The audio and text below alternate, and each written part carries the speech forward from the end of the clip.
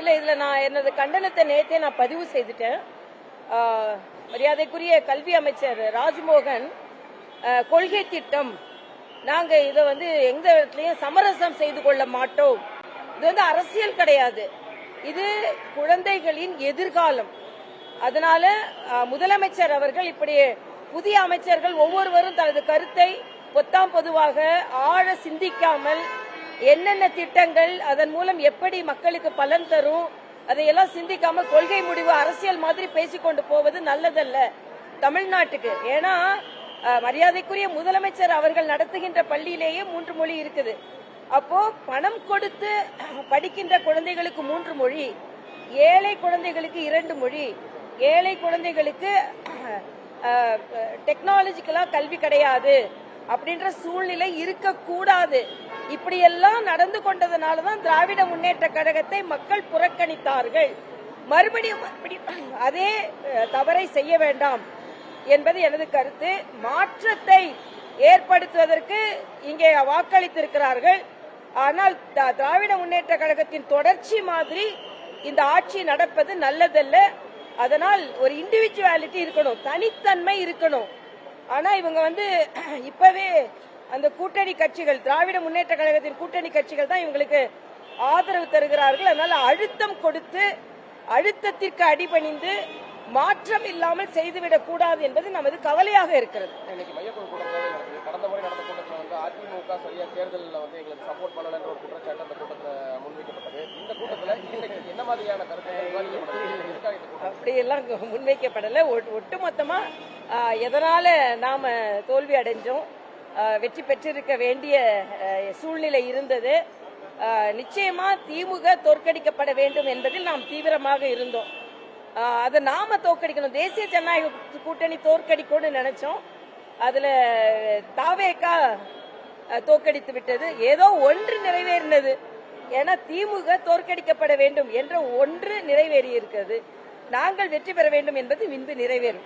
இரண்டாவது முறையாக மையக்குழு கோயம்புத்தூர்ல கூடியிருக்கு. கடந்த முறை இல்ல, அப்ப தேர்தல் முடிவுக்கு பின்னால, இப்ப முடிவுக்கு அப்புறம் முடிவுக்கு முன்னாலதான் கூடணும். அப்போ முடிவுக்கு முன்னால நாங்க எப்படிலாம் தேர்தலை சந்திச்சோம் அப்படின்னு கூடணும். இப்ப முடிவுக்கு பின்னாலனா முடிவுகள் ஏன் இப்படி வந்தது என்று முடிவுக்கு பின்னால் இப்பொழுது நாங்கள் கூடுகிறோம். அவ்வளவுதான். அது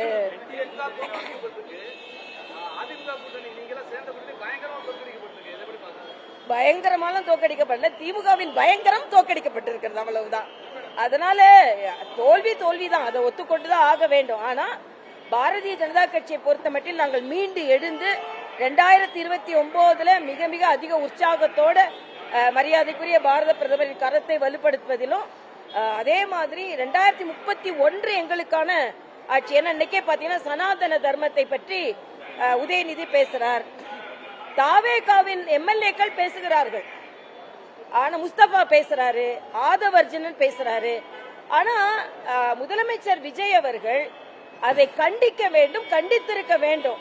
ஆக மறுபடியும் இதே மாதிரி ஒரு இந்துக்களின் உணர்வை புண்படுத்திக் கொண்டே இருந்தார்கள் என்றால் நிச்சயமாக உங்களுக்கு வாக்களித்தவர்கள் கூட வருத்தப்படுவார்கள் என்பது எனது கருத்து. அதே மாதிரி ரீல்ஸ்ல இருந்து ரியலுக்கு வரணும்.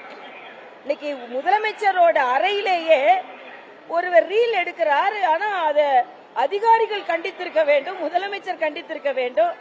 ஆக ஒரு தீவிரத்தன்மை செயலாற்றலில் இருக்க வேண்டும் என்பது எனது கருத்து. அதே மாதிரி நாங்க ஊழலுக்கு எதிராக வந்தோம். நாங்க இன்னைக்கு டெண்டர் 17 லட்சம் கட்டுமான பணி டெண்டர் 6 மணி நேரத்திற்குள்ளேயே ஆனந்த் அவர்களின் துறையில் நிறைவுபடுத்தப்பட்டிருக்கிறது என்பதெல்லாம் கவலை அளிக்கக்கூடியதாக இருக்கிறது. எல்லாவற்றிற்கும் மேலாக கிட்னி திருட்டு, அதை பற்றி இன்னைக்கு விசாரணை முடுக்கிவிடப்பட வேண்டும் என்றும் ஒரு தகவல் வந்திருக்கிறது. சென்ற ஆட்சியில என்னென்ன தவறுகள் நடந்ததோ அந்த தவறுகள் நடக்காம இருக்கணும், ஆனா ரெட்டிப்பா நடக்க ஆரம்பிக்குதோன்னு பயமா இருக்குது. அது பாலியல் பலாத்காரம், கொள்ளைகள் இந்த ஒரு வாரத்துல அதிகரித்திருக்குது. சிங்கப்படை நாம வெறும் விகைவா நீங்க சிங்கப்படை அமைச்சீங்க, ஆனா அவங்க என்ன வேலை செய்யறாங்கன்னு தெரியல. பாட்டிலுக்கு 10 ரூபாயா 20 ரூபாயா என்ற கேள்வி இன்னும் மக்களுக்கு இருக்கு. பாட்டிலுக்கு 10 ரூபான்னு பாடினவங்க பாட்டிலுக்கு 20 ரூபாயா பாட போறீங்களா, இல்லன்னா 20 ரூபாய் இல்லாம பாட போறீங்களா, இல்லன்னா அவங்க குடிச்சிட்டு ஆட போறாங்களா, ஒண்ணுமே புரியலையே. அதனால இன்னும் கொஞ்சம் தீவிரமாக முதலமைச்சர் காலையில இருந்து சாயந்தரம் வரைக்கும் அலுவலகத்தில் இருக்கிறாரு, அது பாராட்டுக்குரியது. ஆனா இருக்கிறதுல கான்கிரீட்டா அமைச்சர்களை கூப்பிட்டு புதியவர்கள், ஏன்னா இன்னைக்கு கூட இங்க கவுண்டம்பாளையத்தோட எம்எல்ஏ அதிகாரிகள் கூட்டம் எப்படி நடத்தினாங்க நம்ம பார்க்கும்போது நமக்கு கவலை அளிக்கக்கூடியதாக இருக்கிறது. புதியவர்களுக்கு வழிகாட்டுதல் நடக்க வேண்டும். புதிய அமைச்சர்கள், புதிய சட்டமன்ற உறுப்பினர்கள் எப்படி நடந்து கொள்ள வேண்டும் என்று அரசாங்கம் வழிகாட்டி அவர்களுக்கு சரியான முறையில் நடைபெற வேண்டும் என்பது எனது தாழ்மையான கருத்து. மக்களால் புறக்கணிக்கப்பட்டுள்ளது அப்படின்ற ஒரு ஒன்னும் புறக்கணிக்கலாம் படல. ஒரே ஒரு எம்எல்ஏவா இருந்த திமுக அப்புறம் ஆட்சிக்கு வந்தது. நாங்க 2 எம்பியா இருந்தவங்க இன்னைக்கு இந்தியாவை ஆளுகிறோம், 20 மாநிலங்களே ஆளுகிறோம். அதனால வெற்றி தோல்வி என்றது சகஜம்தான். நாங்க வாக்கு சதவீதத்தை அதிகரித்து இருக்கிறோம். நிச்சயமா நாங்க இந்த தோல்வி யாரும் எதிர்பார்க்காதது. மழை தூரும் நினைச்சோம், சுனாமியே வந்துருச்சு. அதுல இருந்து மீண்டு வருவதற்காக எல்லாருக்குமே அரசியலில் எங்களுக்கு தெம்பும் இருக்கிறது, எங்களுக்காக கொள்கை இருக்கிறது. எந்த பிரச்சனையும் இல்லை. நாங்க ரீல்ஸை மட்டும் நம்புறவங்க இல்ல, ரியல் வாழ்க்கையை நம்புறவங்க.